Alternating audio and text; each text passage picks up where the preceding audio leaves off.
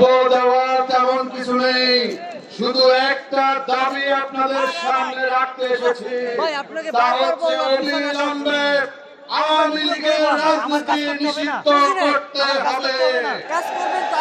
আমাদের দাবি আওয়ামী লীগ বিগত 17 বছরে পিলখানা হত্যাকাণ্ড চালিয়েছে। তারা শাপলা চত্বরে হাজার হাজার নিরীহ আলেম ওলামাদেরকে হত্যা করেছে।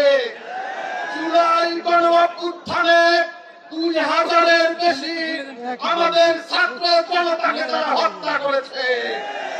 আপনারা জানেন, আমরা দেশনেত্রী বেগম খালেদা জিয়া এবং মির্জা ফখরুল ইসলাম আলমগীর সহ বিএনপির অসংখ্য নেতার মুখে শুনেছি আওয়ামী লীগ নাকি হিটলারের চেয়েও জঘন্য। আমরা মির্জা ফখরুল ইসলাম সাহেবের মুখে শুনেছি শেখ হাসিনা হচ্ছে লেডি হিটলার।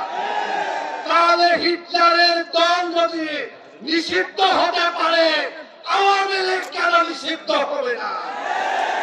আমরা আওয়ামী লীগের নিষিদ্ধের দাবি নিয়ে রাজপথে অবস্থান নিয়েছি। ডাক্তার মোহাম্মদ ইউনূস, আপনাকে বারবার বলেছি আমরা সংস্কার চাই, কিন্তু প্রথম সংস্কার হচ্ছে আওয়ামী লীগের নিষিদ্ধ করা। দ্বিতীয় সংস্কার হচ্ছে আপনার উপদেষ্টা পরিষদে আওয়ামী লীগের অনেক ভূত রয়েছে, আওয়ামী লীগের দোসর রয়েছে, আওয়ামী লীগের দালাল রয়েছে, তাদেরকে পরিষ্কার করতে হবে। ডাক্তার আসিফ নজরুল সাহেব, আপনার শাশুড়ি নাকি এবারের মতো খারাপ পয়লা বৈশাখ আর দেখে নাই। আপনার পরিবারের নাকি সদস্য আত্মীয়, আপনার অবস্থান পরিষ্কার করতে হবে।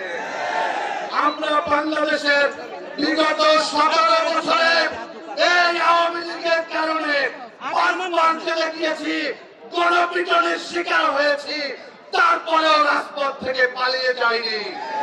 বিগত জুলাই অভ্যুত্থানে লিবার পার্টি এবং ছাত্র মিশনের আমাদের 2 ভাই নিহত হয়েছে, শাহাদত বরণ করেছে। আমরা আপনাদের পাশে আছি। এই রাজপথ থেকে চলে যাওয়া যাবে না আওয়ামী লীগের নিষিদ্ধ করা ছাড়া। আমরা চাইব, আমরা সবাই সমস্ত রাজনৈতিক দলকে এখানে দেখতে চাই। যারা আসবেন না তাদের ঠিকানা তারাই তৈরি করবেন। আপনাদের সবাইকে ধন্যবাদ।